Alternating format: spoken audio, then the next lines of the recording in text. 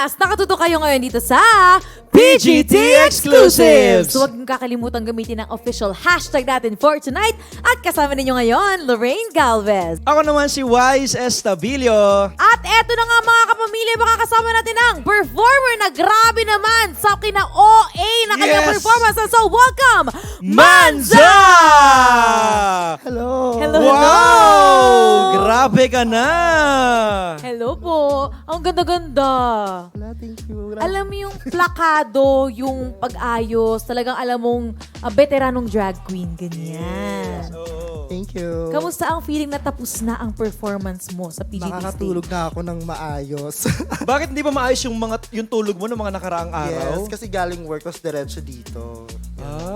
Pero nabanggit mo kanina na yung act mo doon sa poll ay ginawa mo lang 2 days ago. Yes, ang goal dapat golden buzzer, pero ang gusto ko is more pa. Gusto ko makakita ng ibang talent ng mga tao na hindi lang ako just isang bakla. Na kaya ko din gawin mga ganong tricks na mga ganong pang malakasan. At nagawa mo ng napakagaling. Yes. Yun ang importante Yes. doon. At si Manza, ay napanood ko na rin before dahil nagva-viral yung mga videos mo sa TikTok. Yes po, oo. Like nag-perform ka nung yung isa sa From 6 the Musical, nakita Yes. ko yun. Tapos meron yung nakaparang Superwoman ka, Wonder diba? Woman yan. Wonder Woman. Yes, isa sa nag-trending na video Diba? po. At napapanood ka ng mga tao internationally. Yes po, opo. Ganun. Bakit importante sa'yo na makapasok ka ngayon dito sa PGT kahit na viral ka na all over the world? To share my experience and then talent, at saka gusto ko din makita sa mga younger ones na kaya nila, kung kaya ko, kaya din nila. Yeah. Nabanggit mo kanina, Lorraine, na napapanood mo na siya. Ikaw napanood mo lang, ako nakasama ko siyang mag-perform. Yes. Oo, sa TV, di ba? Yes, oo. Kasama natin si Ate Ann Curtis. Ann Curtis. Grabe, nakita ko na nun, napakahusay na niya at mas mahusay kang dihamak palalo ngayon. Yes, thank you. Tapos ang mga judges natin, napanganga, napatayo nung nakita ka. Anong reaction mo doon? Siyempre na-surprise ako. Nakita ko si Catherine at saka si Donnie. My God.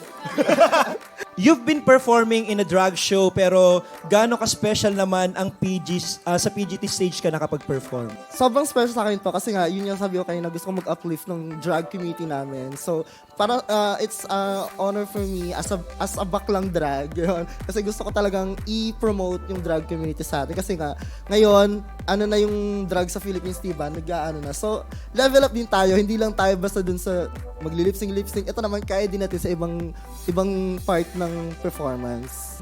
Pero yung ano mo kanina, yung sapatos mo kasi medyo natanggal. And then, hindi ko lang alam, baka ako lang naman to nakita ko medyo struggling ka sa pagbubuhol noong tali.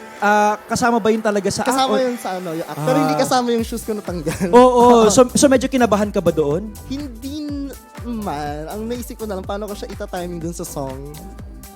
So parang impromptu mo pa rin ginawa? Yes, opo. Wow. Ganyan ang mga drag queen. Diba? Magagaling sa impromptu. Baka meron ka mga tips sa ating mga viewers kung paano maging super Latina katulad mo. Lalo na sa mga mga kabataan na nanonood at na-inspire sa ginawa mo. Matulog po tayong maayos. Seryoso din naman yun. Tama naman. Totoo din naman yun. Tsaka kumain tayo ng breakfast.